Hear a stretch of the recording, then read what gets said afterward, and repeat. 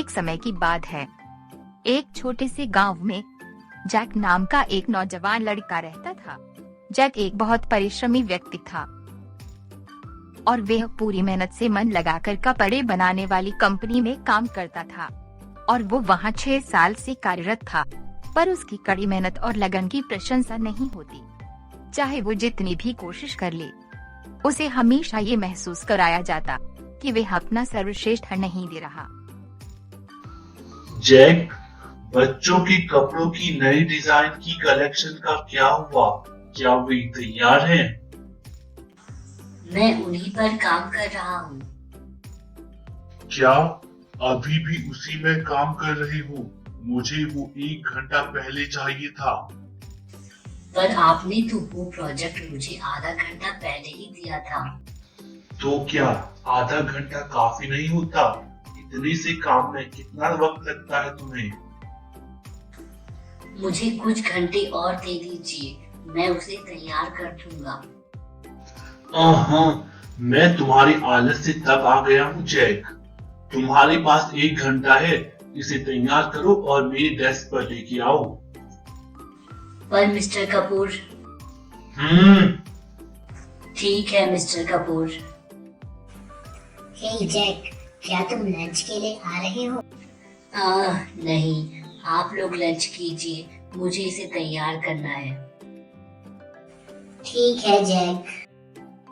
Mister Kapoor, मैंने आपके लिए डिजाइन तैयार कर दी है। कौन से डिजाइन? बच्चों के कपड़ों के लिए। हाँ पता है, मैंने अभी अभी टॉनी से बात की है और उसका मानना है कि बेहतर होगा कि पहले हम लेडीज कलेक्शन बाहर लाएं।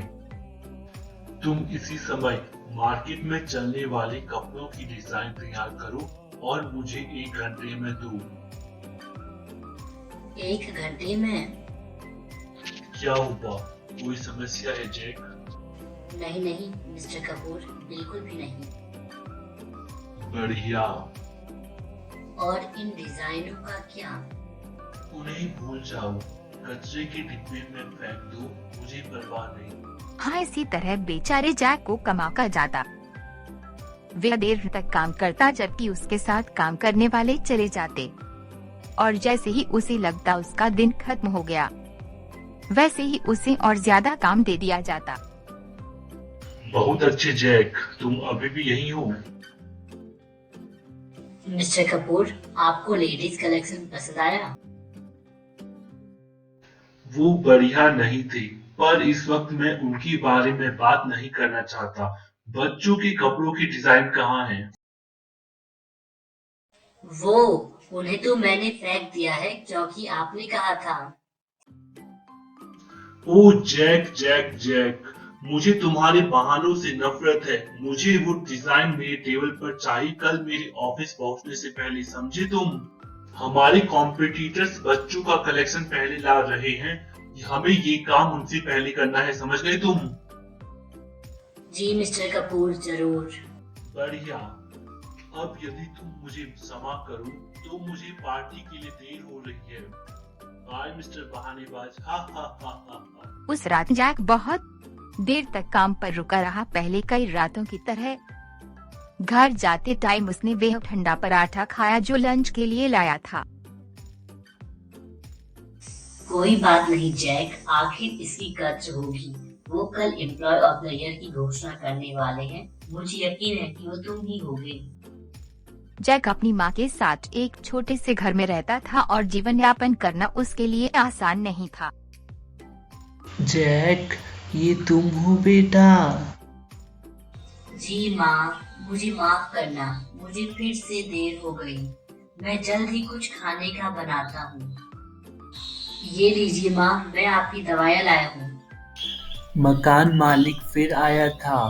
उसे पिछले 3 महीने का किराया चाहिए, वरना हमें ये घर खाली करना होगा बेटा।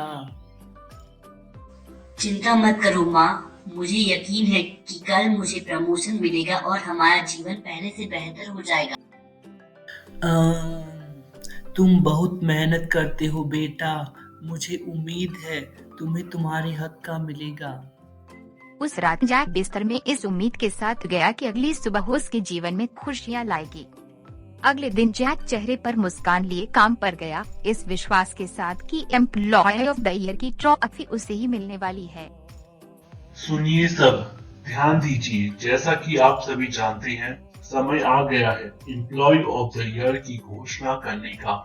वो इंसान जिसने लगन, अनुशासन, परिश्रम दिखाया, बल्कि सही चीजों को करने के लिए हद से आगे गया। लेडीज एंड जेंटलमैन, मैं आपके सामने बुलाना चाहता हूँ the employee of the year marketing department से मिस टिया।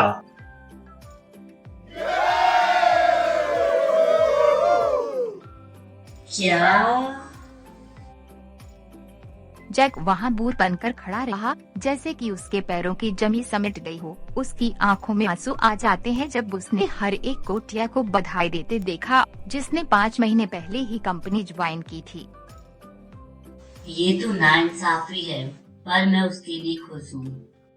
जैक अपने विचारों में सड़क में बेमकसर जलता रहा। वह बकाया और इकट्ठा हो गया किराया, माँ के इलाज के लिए पैसा, उसकी मेहनत की शीला न मिलना, इन सभी ख्यालों को अपने दिमाग में जोर डालकर सोचने लगा। ये मेरा पत्थर है। ओह, मुझे माफ कीजिएगा, मुझे नहीं पता था ये आपका है। ये लीजिए। शुक्र है इसके किनारे टूटे नहीं, मेरा बेशकीमती पत्थर। मेरे पूछने में मना मत कीजिएगा, पर इस मामूली से पत्थर के टुकड़े में आखिरकार ऐसा क्या है? मामूली? दुनिया में कोई भी चीज मामूली नहीं होती। हर चीज की अनोखी कीमत होती है यदि आप उसे सही जगह पर रखें। मैं समझा नहीं।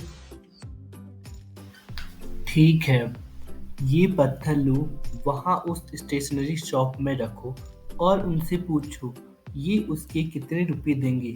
बस इसकी कीमत का पता चल जाएगा।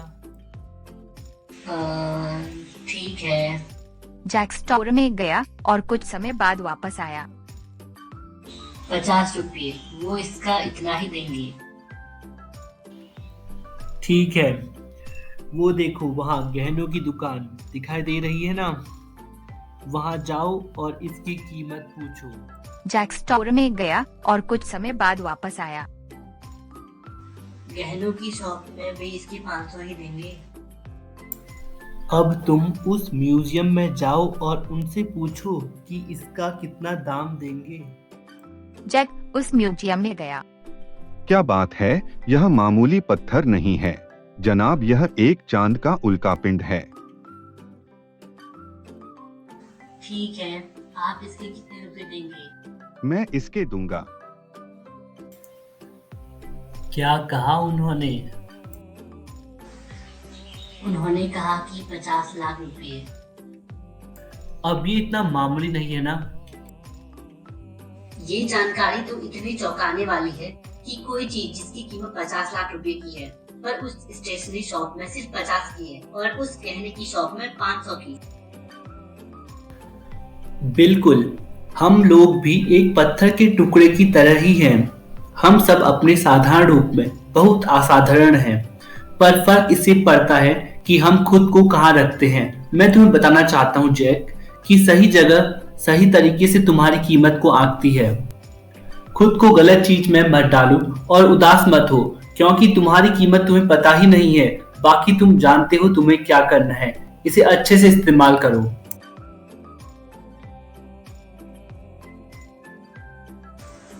एक मिनट, उन्हें मेरा नाम कैसे पता? वो कहाँ चले गए? जैक ने आसपास उस बूढ़े आदमी की तलाश की, पर वह कहीं नहीं मिला। और उसी पल हवा का झोंका, जो बिल्कुल रेशम की तरह मुलायम था, उसके चेहरे को छू कर गया। उस दिन पहली बार उसके चेहरे में दृढ़ निश्चय का भाव दिखा। उसने पत्थर अपनी जेब में डाला और अपने ऑफिस चला गया। ओ नहीं, वह वहाँ काम करने वापस नहीं गया, वह वहाँ अपना बैग लेने और मिस्टर कपूर को बताने की अब वह वहाँ काम नहीं करने वाला। जैक ने एक और कपड़े बनाने वाली कंपनी में नई नौकरी ढूंढ ली, जो न थी उसके हुनर की कद्र करती थी और उसका आदर भी करती थी। उसने अपनी सब कर्जा उतार दिए और अपनी माँ के लिए एक नर्स भी रख ली जो हर टाइम उनका ध्यान रख सके। अब जैक ना खुश था बल्कि संतुष्ट भी था, क्योंकि अंत में उसने अपनी कीमत जान ली थी। और जहाँ तक उस पत्थर की बात है, जैक उसे हमेशा अपने पास रखता था, उस आदमी की स्मृति स्वरूप जिसने उसे बहुत बड़ा सबक सिखाया था। सही जगह तुम्हारी कीमत सही तरह से आती है।